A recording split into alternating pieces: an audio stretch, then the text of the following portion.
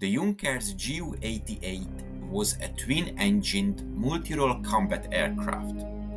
It was used extensively during the Second World War and became one of the most versatile combat aircraft of the conflict. Originally, it was designed as a so-called Schnellbomber or fast bomber that would evade interception by enemy fighters of its era by being quite quick for a bomber. The Ju-88 first saw action during the invasion of Poland and became one of the Luftwaffe's most important bomber aircraft until the end of the war. However, the Junkers Ju-88 was also vitally important for the German Air Force as the main aircraft type of the night fighters. The German night fighter force came into existence in the summer of 1940 after the Royal Air Force Bomber Command began attacking German cities at night. Even then, only a small number of Ju-88s were involved. Initially, this aircraft did not receive a proper assessment since the installation of additional equipment led to an increase in the weight of the machine and a deterioration of its aerodynamic qualities and, as a result, to a decrease in speed. All this led to the appearance of the next, significantly improved night fighter model, the Junkers Ju-88G, in the spring of 1943. The aircraft's exhaust pipes were placed differently, and the cockpit armor was reinforced. The armament consisted of as many as 6 MG-151 cannons with 200 rounds of ammunition per barrel. These guns were located in the ventral gondola and in the forward fuselage. In addition, the most important asset, the FUG-212 radar, was installed on the aircraft. At the end of 1943, the first Ju-88G1 aircraft rolled off the assembly line. The aircraft was equipped with a modernized set of radio and navigation equipment.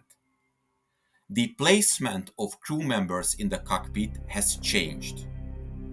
ETC 500 bomb racks could hang drop fuel tanks. And on some fighters, immediately behind the cockpit, the Schräge Musik was installed.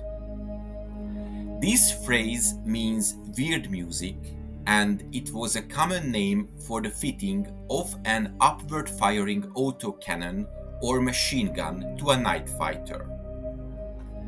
In the initial stages of its operational use by the German air crews, from mid-1943 to early 1944, many attacks using the Schräge Musik achieved complete surprise while destroying many British bombers. The crews that survived such attacks during this period often believed that the damage and casualties had been caused by ground-based anti-aircraft artillery rather than fighters, and much confusion resulted until the cause was successfully pinpointed. The Ju-88 started its service as a night fighter during 1943. That time, the German night fighter defenses were based around a series of ground control stations. Each such station was known as a Himmelbett or canopy bed zone, consisting of a Freya radar with a range of about 100 kilometers, a master searchlight directed by this radar, and a number of manually directed searchlights spread through the cell. This system was known as the Kammhuber line in Britain, after the commander of the German night fighter force, Colonel Josef Kammhuber. This system worked well with the relatively short-ranged Bf-110 night fighters.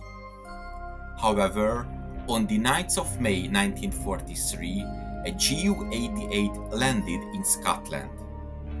It carried the key German radar system and allowed the British to perfect their window system. This involved dropping bundles of metal foil out of bombers, cluttering up German radar screens. It was first used in July of 1943 during the Battle of Hamburg, and it completely blinded the Himmelbett system. The German response was the Wilde Sau or wild boar system, in which individual night fighters loitered over potential targets, attacking targets of opportunity and landing wherever they were when petrol ran short. This required a plane with more endurance, like the Ju-88G. The production of this aircraft doubled and in 1944 reached a peak of 2,518. By the end of 1943, new radar equipment had been developed that was unaffected by British jamming. This allowed the night fighters to adopt a new system, the Zähme Sau or tame boar. This was designed to set up long-running battles by directing night fighters against the bomber stream as soon as it crossed into German territory.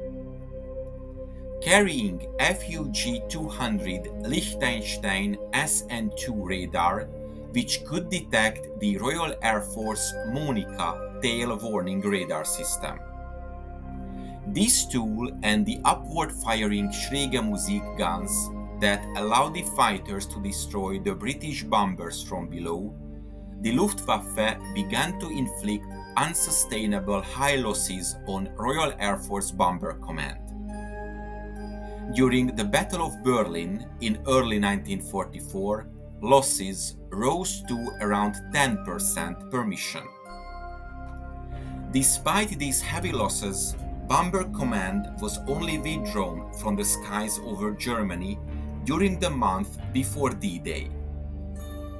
While the British heavy bombers took part in the campaign against communication links in France, the German night fighter units rested and built up their strength. Confidence was high, but before the heavy bomber campaign resumed, disaster struck. On the 13th of July 1944, a Ju-88G1 landed at Woodbridge, Essex, having followed a reciprocal compass course when the crew misread their compass and were flying north when they thought they were flying south. The captured aircraft carried a brand new SN2 radar kit. So, the Royal Air Force was able to change the length of the metal strips used in window to make it effective against the SN2 radar and simply removed the Monika system from their aircraft. When the bombing campaign resumed in the second half of 1944, the German night fighters were once again almost blinded. Although new radar systems were introduced, the German night fighter units were soon hit by a series of blows from which they were never recovered. The invasion of France and the Allied advance towards Germany saw large parts of their radar network captured. Fuel shortages began to limit the amount of time the night fighters could spend in the air. As the American escort fighters began to destroy the Luftwaffe's day fighter force, the night fighter units were ordered to join in the fight against the 8th Air Force, suffering heavy losses and achieving little. At the start of 1945, the Luftwaffe still had more than 900 serviceable night fighters. By the start of April, that figure had been reduced to only 563, most of which were grounded by the lack of fuel. In total, over 2,800 Ju-88G night fighters were manufactured in the G1, G4, G6, and G7 variants, each of which had 2 or even 3 more sub-variants with different weapons and different types of radar. I hope you enjoyed this episode. If you want to support my channel, check out the PayPal donation link in the description or consider becoming a member. To make sure you don't miss my future work, subscribe to my channel please and press the bell notification button. Thank you and see you in the next video.